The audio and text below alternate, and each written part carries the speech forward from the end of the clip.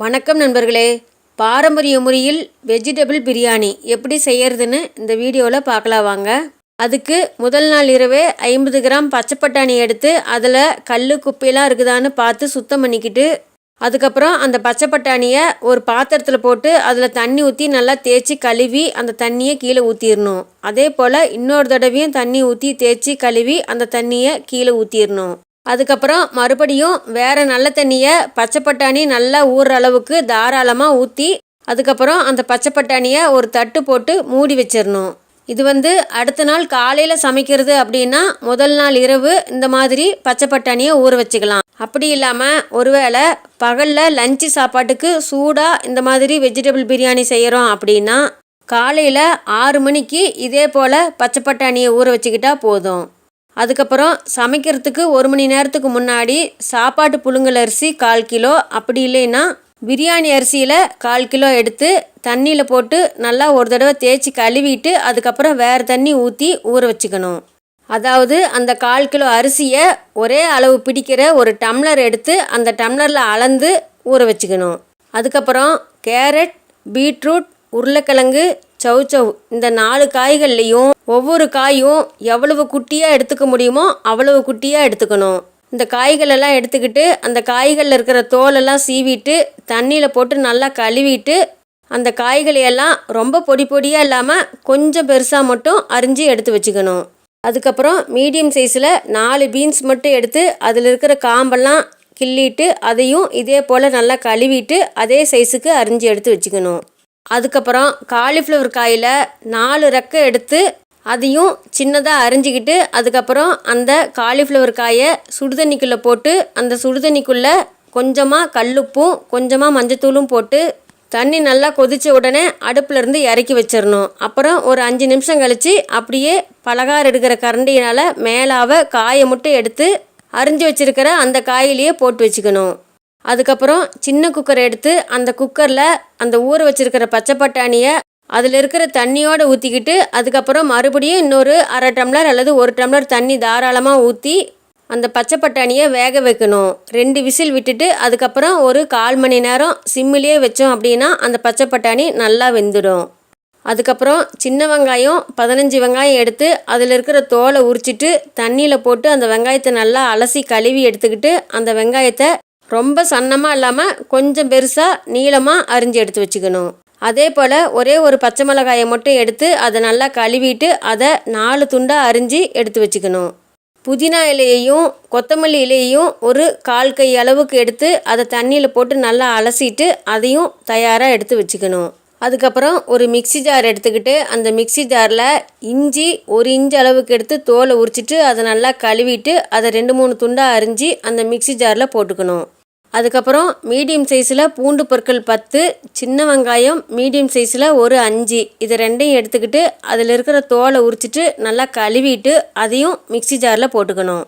அது கூடவே சின்ன சைஸில் 2 பட்டை துண்டுகள், கிராம்பு 6, 1/4 டீஸ்பூன் சோம்பு, வரமிளகாய் நல்லா காரமானதாக இருந்தால் 1 போதும், அதுக்கு மேலே அவங்கவுங்க தேவைக்கு போட்டுக்கலாம். இதையெல்லாம் போட்டு தண்ணி கொஞ்சமாக ஊற்றி ரொம்ப நைஸாக அந்த விழுதை அரைக்காமல் கொஞ்சம் பிறுபிறுன்னு அரைச்சி எடுத்து வச்சுக்கணும். வீட்டில் அம்மி இருக்கிறவங்க இந்த பொருள்களையெல்லாம் மிக்சி ஜாரில் போட்டு அரைக்காமல் அம்மியிலே வச்சு அரைச்சி எடுத்துக்கலாம். அது இன்னும் சுவையாக இருக்கும்.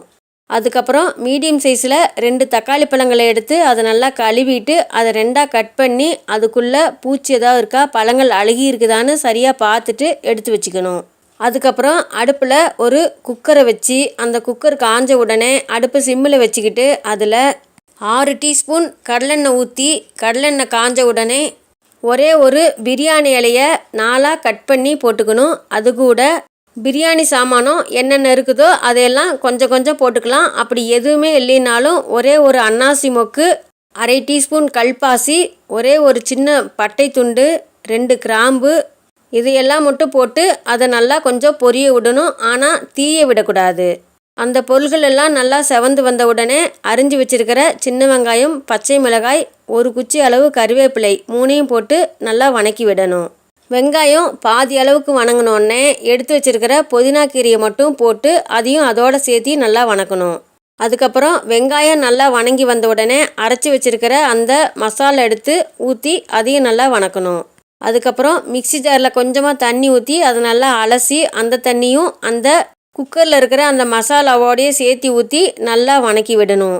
அது கூடவே எடுத்து வச்சிருக்கிற அந்த 2 தக்காளி பழங்களையும் நல்லா கையால் பிழிஞ்சு அதையும் போட்டு நல்லா வணக்கி விடணும். இதெல்லாம் நல்லா வணங்கி அதிலிருந்து எண்ணெய் பிரிஞ்சு வரணும், அது வரைக்கும் வணக்கணும். அதுக்கப்புறம் அரிஞ்சு எடுத்து வச்சிருக்கிற காய்கள், குக்கரில் இருக்கிற பச்சை பட்டாணியை மட்டும் எடுத்து போட்டுக்கணும். குக்கரில் இருக்கிற தண்ணியை அதுக்கப்புறமா நம்ம சாப்பாட்டுக்கு ஊற்றிக்கலாம்.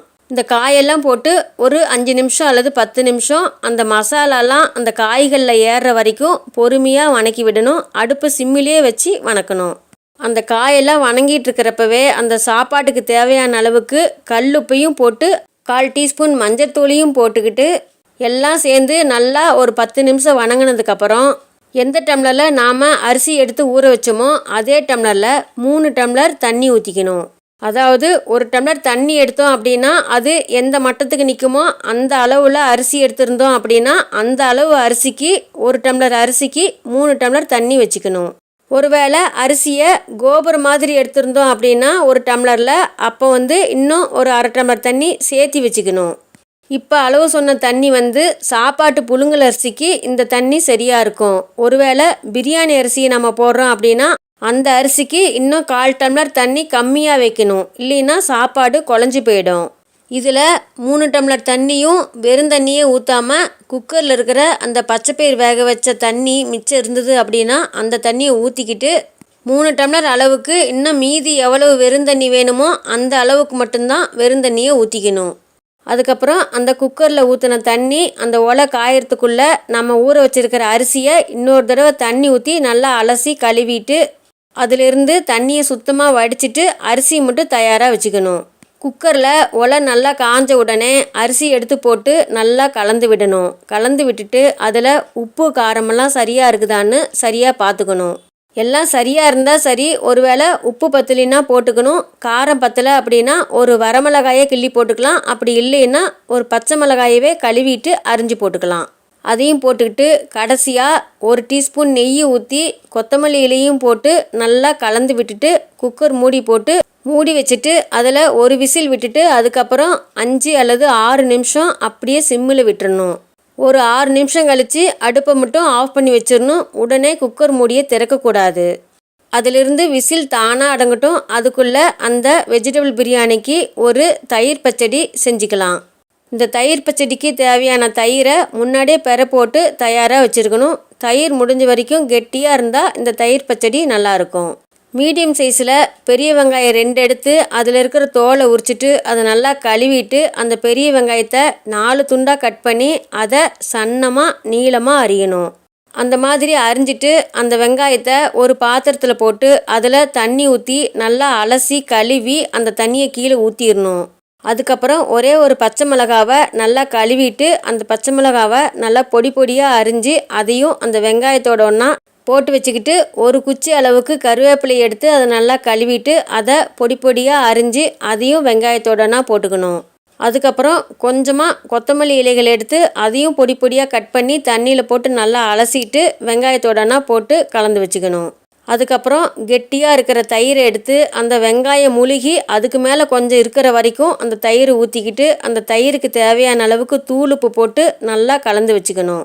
இதை நாம் ரெடி பண்ணி வச்சிட்டோம் அப்படின்னா அதுக்குள்ளே குக்கர்லேருந்து விசில் அடங்கியிருக்கும். அதுக்கப்புறம் குக்கர் மூடியை திறந்து ஒரு கரண்டினால் அந்த சாப்பாடை நல்லா கலந்து விட்டுட்டு மறுபடியும் குக்கர் மூடியை போட்டு அப்படியே மூடி மட்டும் வச்சுக்கணும். இதில் நேரம் இருந்தது அப்படின்னா 1 மணி நேரத்துக்கு முன்னாடியே இந்த தயிர் பச்சடியை போட்டு வச்சுக்கலாம். அந்த தயிரில் வெங்காயம் நல்லா ஊறிச்சு அப்படின்னா அந்த தயிர் பச்சடி நல்லா சுவையாக இருக்கும்.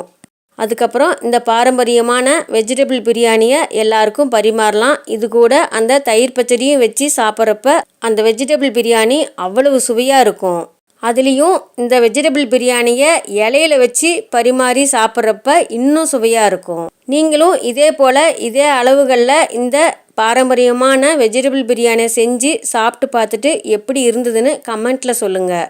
இந்த வீடியோ பிடிச்சிருந்தா உங்களுக்கு தெரிஞ்சவங்களுக்கு ஷேர் பண்ணுங்கள், லைக் பண்ணுங்கள், கமெண்ட் பண்ணுங்கள். மீண்டும் அடுத்த வீடியோவில் சந்திப்போம் நண்பர்களே.